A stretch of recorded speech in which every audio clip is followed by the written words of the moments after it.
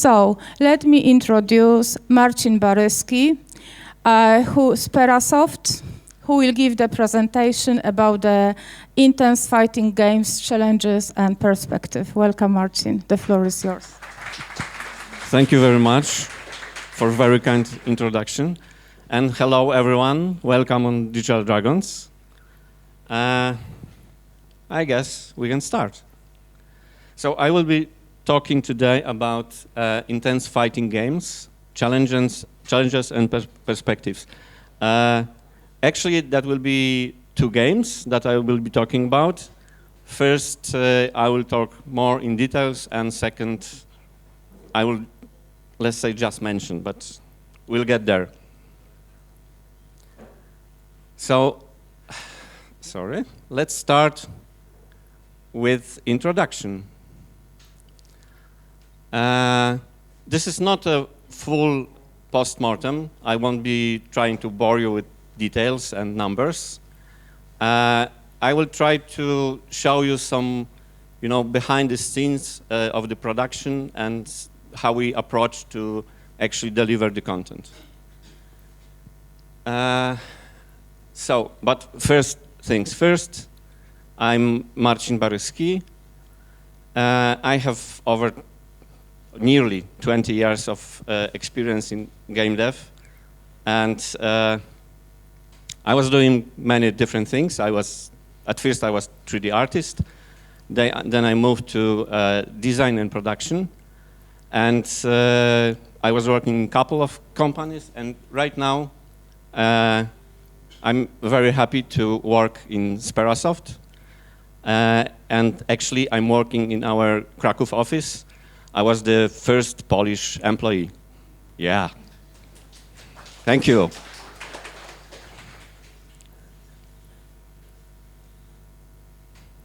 Malfunction?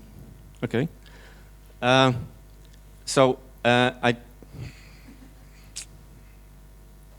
Come on. Okay.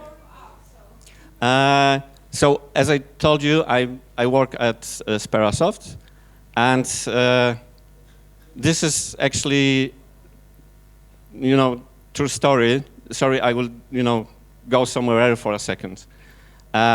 Maybe some of you know that in Kraków there are Polish game dev meetings every week. Krakowskie game devu spotkania przy piwie, it's called.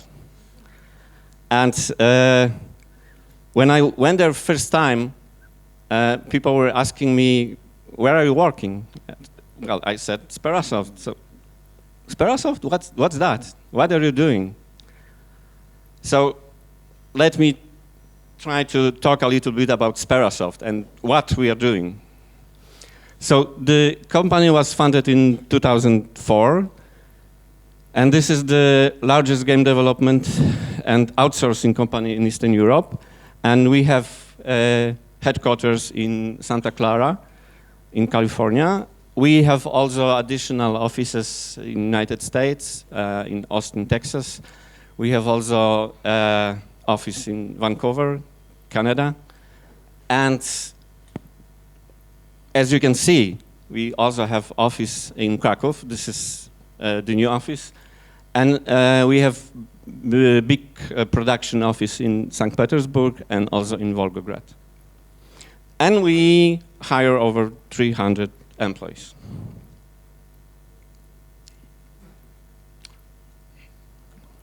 What we are doing?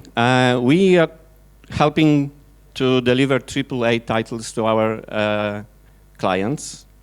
And among many things that we actually doing, we support them with full SKU development, we doing design, we help with prototyping, we doing porting, localizations, we working on game engines, we also working on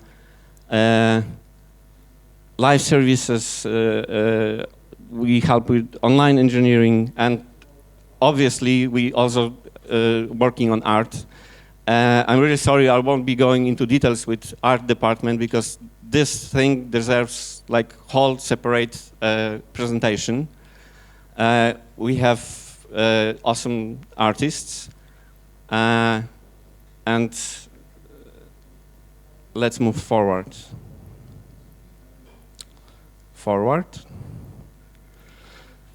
Thank you.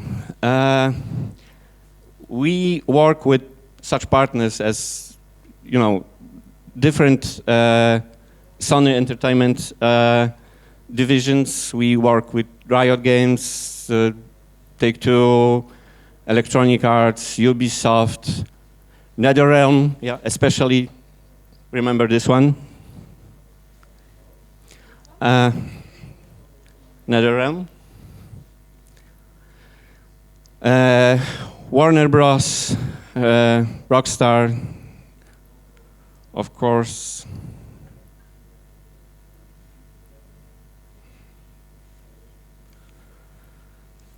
And more partners, okay. Those are just examples of some titles that we were working on.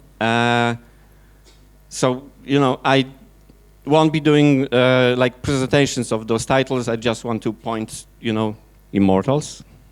It's here. Injustice, there in the corner. Some of you may know Superman, Batman, Wonder Woman, maybe.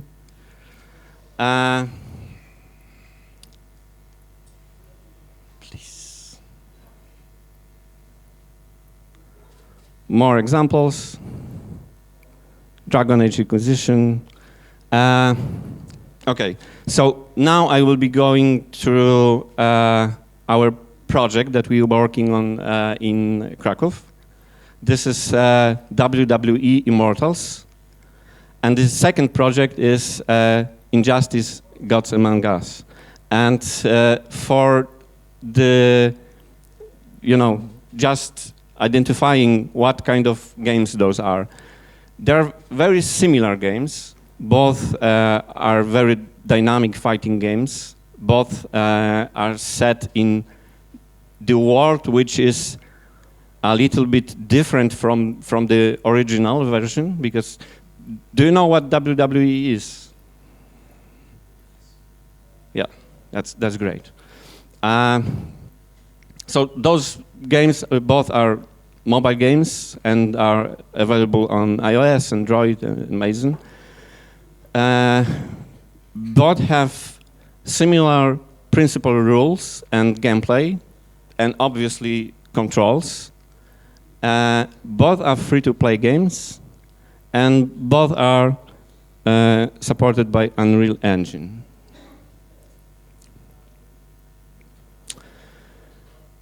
All right, so those are the main points I will be going through. And let's start with Immortals. Immortals is set in a world of WWE, which stands for World Wrestling Entertainment, which is the pretty, you know, great object to work with, because they have wrestlers, and in game they are turned into superheroes. This is one of the examples. So the real wrestler, do you know who he is? Well, you can read. No, sorry. So this is the Undertaker and his version in the game.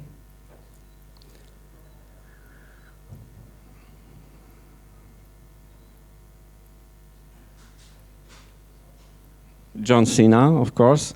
And I'm starting with the characters that are represented in the game in a way that is very similar to the original, just to show you something different later. It's too sensitive. I don't know what's going on. Okay, this is Kane, and on the left, in the middle, you can see his appearance on WWE, and on the right is his alter ego from the game.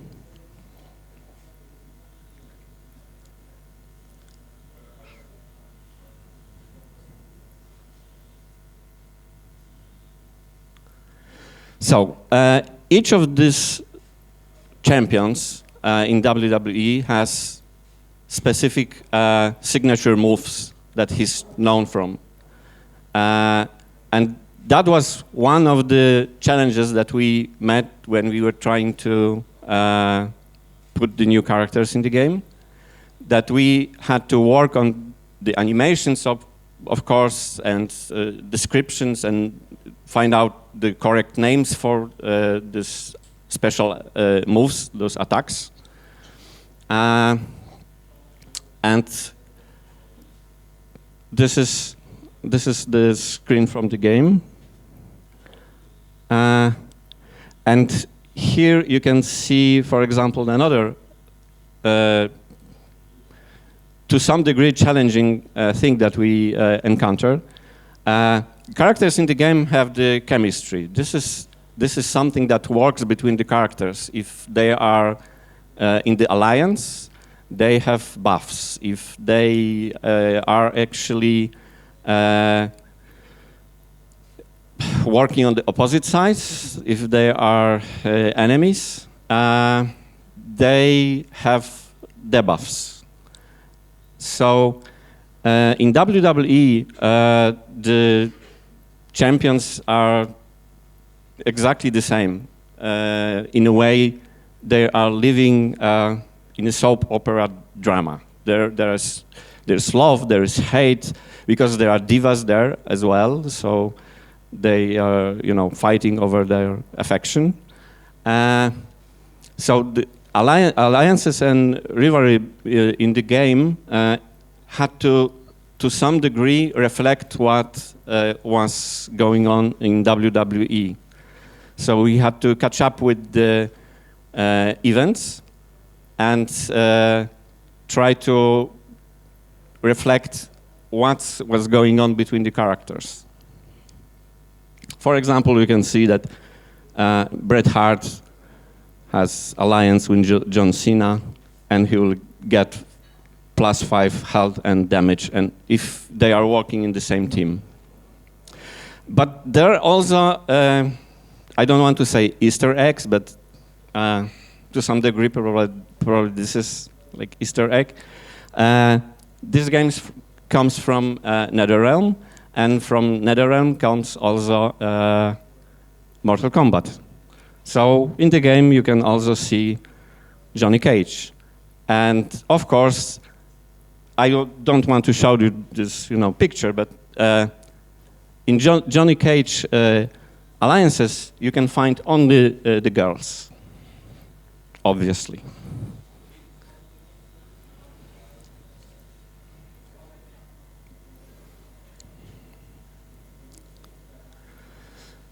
So this is how it is working for a client and actually working for 3 parties, because WWE Immortals, this is, of course, WWE, this is Warner Bros. Games, and this is NetherRealm. And we had to balance between those 3 and meet their requirements. And this is, to some degree, challenging task sometimes, because each of those companies has own rules, restrictions, and requirements. For example, some of the characters from WWE use or are portrayed in WWE with visualization of a skull.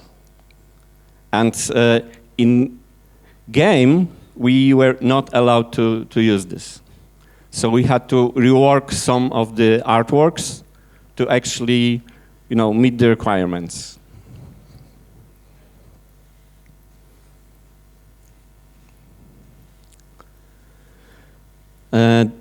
Those are the real events that are taking place in WWE. Their logo and name. And what we are doing for the game, we were implementing those events into the game. At the same time, actually to to get the release at the same time that the event was taking the place.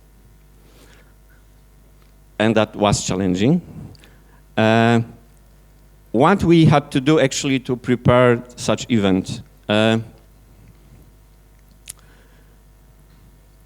Of course, we had to work on the new artwork for the event, but we also had to prepare the challenge for the players. This is a setup for a series of fights that they will encounter to get the prize. And those are some of the examples. This is TLC, which stands for tables, ladders, and chairs. The event where the wrestlers actually are using said objects to smash the opponents. And to our surprise, we had different logo prepared already, but to our surprise, we discovered that we can't show the characters using objects to smash other people. So we had to rework this and prepare a new layout. This is another example of the event that we're working on, Fastlane. I'm showing you those events for a reason. This is a Survivor series because they are closely connected with the gear. When you fight in those events, you have a chance to win a gear for your characters. They become more powerful. So we were designing those gear for the game and implementing, of course. And always our idea was to reflect the gear effect, in gear effects what was the event about. So this is the gear for Survivor series. And how do you survive? Well, you steal health from your opponent, you regenerate your health even more by critical effects, and you have chance to heal your team when you perform one of the special attacks, and also gain some temporary health from other special attacks.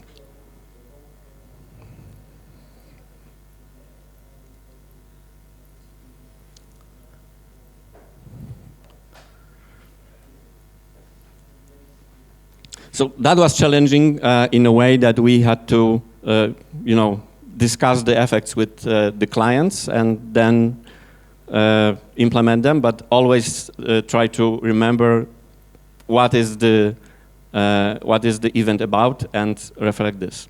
But another thing is, this is Roman Reigns, and he's right now WWE World Heavyweight Champion. He was struggling a lot to get actually, this achievement, but at some point we knew that he will get it. So we introduced a new character into the game. On the left you can see the original, the champion, and on the right you can see the character in the game. So this is his special version, Roman Reigns Evolved, and we had to make him more powerful because he's the champion. So we had to set up his attributes to make him the most powerful character in the game, and still not overpowered, but powerful enough to crush the rest of the enemies. We were also implementing into the game completely new characters, and this is one of them, Bret Hart. I was going to ask you first who this guy is, but too late now. And this is one of the legends of WWE. On the left, you can see the implementation in the game, how he looks like. On the right, you can see his portrait at his prime. He's much older right now.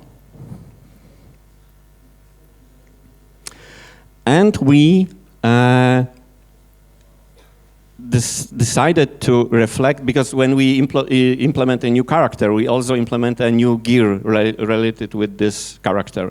So for Bret Hart, we decided to go with his glasses.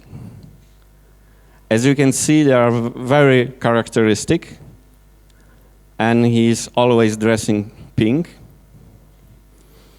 So we went with, please.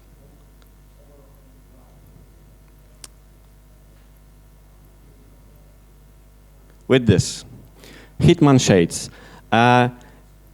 Actually, Hitman is one of his nicknames. I will talk about nicknames as well.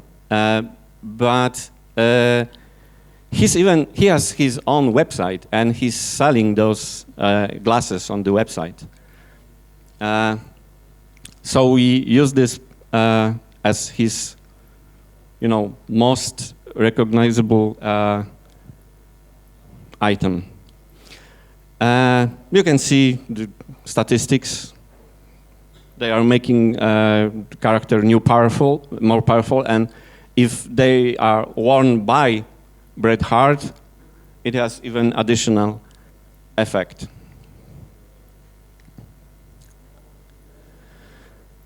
So,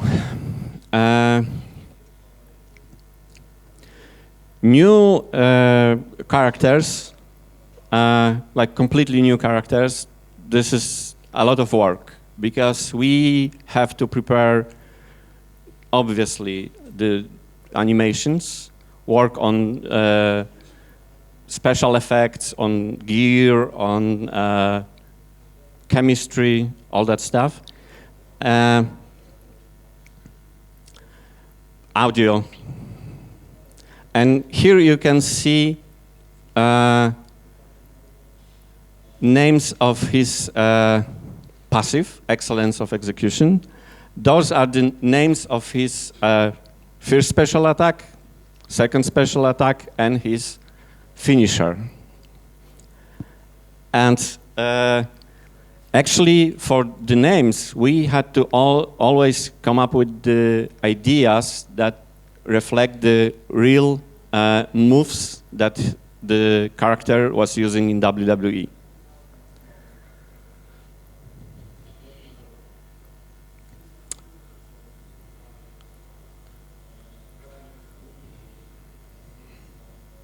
Okay, and this is one of the examples. Tombstone Piledriver, and this is again Undertaker.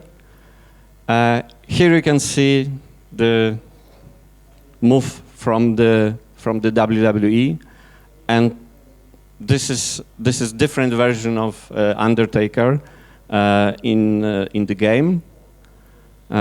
He's called Necromancer, and Tombstone Piledriver is his finisher.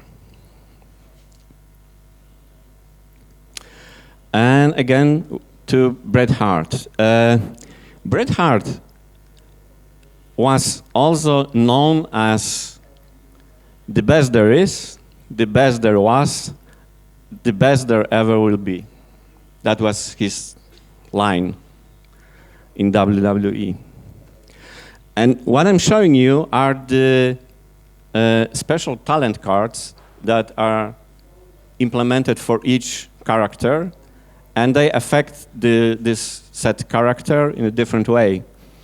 If you have first one, you get extra health, second gives boost to damage, and third regenerates stamina faster. So we were preparing those arts and also coming up with the ideas for the names of these special cards.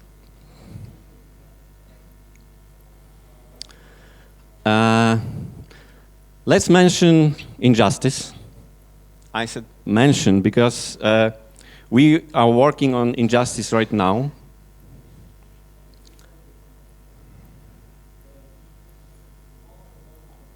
Okay, so I won't be able to go into details with Injustice because we can reveal whatever was already published.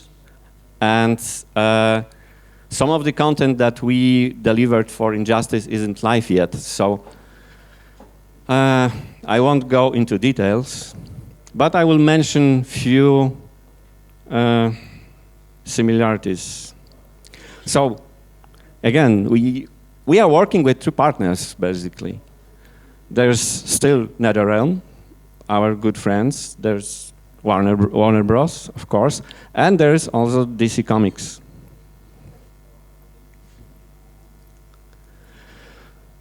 So, what we are doing for Injustice? We are implementing new characters. We are working on, all the same things that we are working for Immortals. That means new names for the special attacks, new effects of those special attacks, new gear, new animations,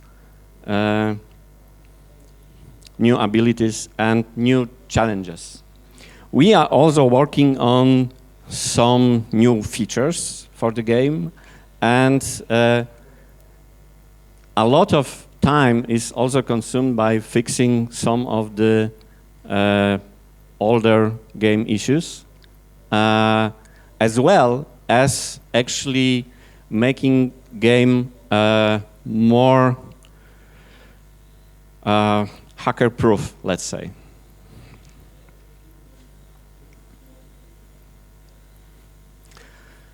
So this is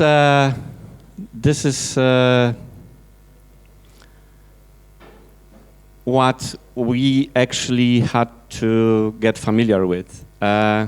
We had to extend our knowledge about WWE, of course, and even to our surprise about DC Universe, because everyone considers, at least everyone of us geeks, consider themselves as DC and Marvel guru, right? But no.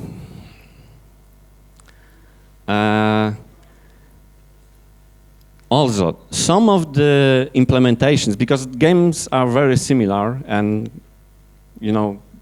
published by the same studio, but to our surprise also, some of the features in the game 1 and game 2, which are very similar or almost the same, were implemented different way.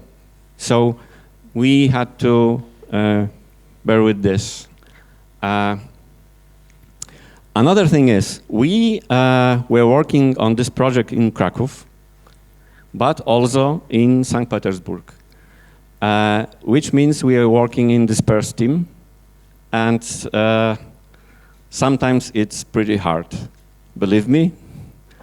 I will tell you later how to actually, make it more smooth and avoid the fire.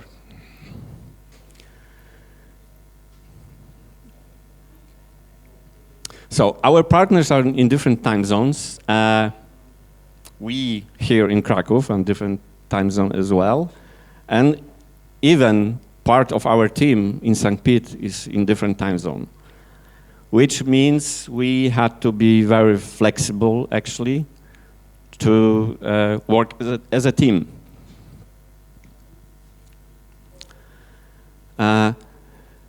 Additional restrictions and dynamic environment. This is something which sounds very cryptic, but I mentioned some of those things earlier when I was talking about our partners. Each of them has specific requirements that we had to meet. And working for a game that is actually connected with real events. For WWE, that was the pay-per-view events that I was showing you before. So we had to deliver a new content, new characters into the game, new events, new gear, everything ready and tested each month, because those special events for WWE are happening every month. So the schedule was pretty tight.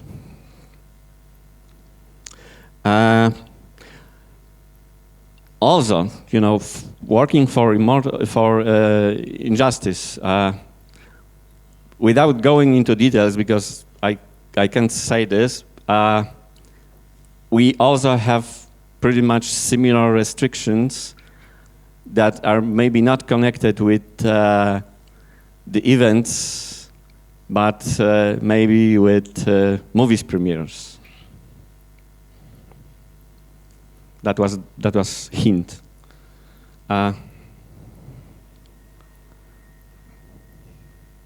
Okay, I don't know what's going on.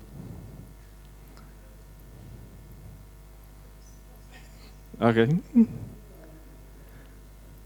Okay, let's mention some of the good practices from Wwe Immortals, because Injustice is still happening right now. So, stay in touch with the client. I can't express how important this is. We have very good relations with the client, and being able to talk with the client on daily basis and get specific informations and to basically get more details about some of the restrictions or requirements is crucial. Keep up quality bar high. This sounds like shooting your own foot, maybe, but it's not.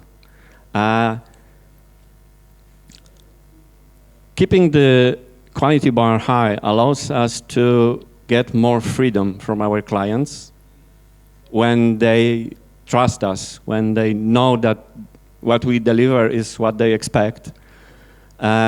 We don't have to check up so frequently or discuss smaller details. We have much more freedom doing this. And also, this is something, this is important for future cooperation. But keep up the communication flow within the team. This is very important, and especially in dispersed team, when you had few people here and few people there. It's very important that everyone in the team is up to date. Everyone knows what other part of the team is doing. Have mitigation plan ready and risks identified. This sounds obvious, but for some reason, well, from my previous experience in game dev, some of the companies don't think about this or don't think enough about this. This is very important, to be prepared actually for, I'm not saying for the worst, but be prepared to know where something can go wrong, or where something can happen, where's the crucial point, and have some moves already prepared to mitigate the risk. This may involve, for example, hiring extra person to the team, or for example, when I was working on the challenges, there was a time at some point when we had challenges ready, but we didn't get the details yet for the next milestone. So I made a couple of challenges ahead, and that was actually perfect move, because on the next milestone we find out that we have more challenges than in previous one. So I had something ready ahead. Talk with your team. I don't want to, tell you how important this is to keep up the spirit team high. When people actually are enjoying the environment they are working in, and they are pumped by the project. Learn everything about project requirements. Sounds obvious. Educate people, make sure they share knowledge. This is very important, especially, again, in the Spares team, that people exchange experience and inform everyone about important things. Listen to the community. We experienced, many interesting events when going through the Immortals boards, and community is very active there and actually very helpful. They didn't know, developers are reading and they are present there, but actually they found out like 2 or 3 bugs that were skipped. Nobody found them before. So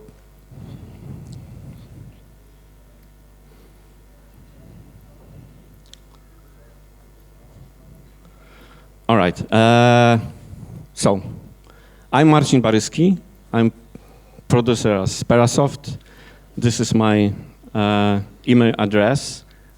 If you have any questions, you can ask them right now or send them to my email address.